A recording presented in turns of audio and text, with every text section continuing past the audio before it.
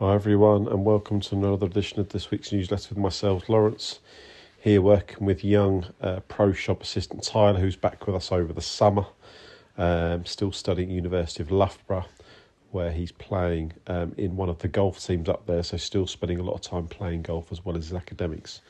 And what Tyler was sort of describing to me, he's going away to America for a couple of weeks, so wants a couple of things to work on while he's out there. But just been suffering with ball strike, it's been just getting a little bit sort of heel biased in a way where it could obviously affect his shot shape and obviously certainly affect his striking. So over on the left hand side is the original, and we can see he's quite close to the golf ball, quite upright, but we still see a lot of golfers being swing the club very upright and still very successful.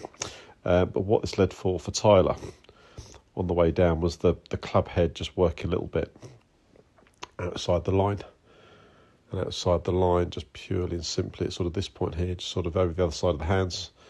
So as it came close towards the golf ball, it was quite a pulley type action, and with that pulley type action could get the double cross where it sort of pulls it down the left hand side but equally could keep the club face open and see that pull peel a bit more down the right hand side, but actually finding it hard to start the ball straight. So we discussed things over here on the right hand side where I didn't want to touch anything to the top of the backswing, but certainly what I wanted to feel was on this transition stage on the way down was, so we still wanted to get lower half moving towards the target, but I definitely wanted club head to feel a little bit more behind. Whoops. So I'll draw that here. If I go back to this one over here, you'll see the club head isn't really, I know I'm drawing a circle below that point, but not really behind him. So we're needing to feel a slightly shallower plane. So shallower planes mean this club shaft for him on the way down is a bit more outside a ball line versus this one here, almost acutely on top of the ball, if not sometimes getting inside of it.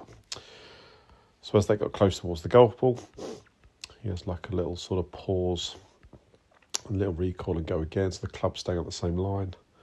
The club was able to round off a lot better, so we can see where it impacts the screen there. Very much in this type of area here, and over on this side here, just a little more left of that tight line, a bit more of a pulley presence. So really good work on the delivery of the club coming a bit more around. Then again, working beautifully just under his shoulder plane here versus over here, much more sort of through his shoulder, so a lot more upright, so a bit more rounded here, so he was able to create better strike patterns. So really good work here with Tyler. I'm sure he's going to look forward to practicing this out in America.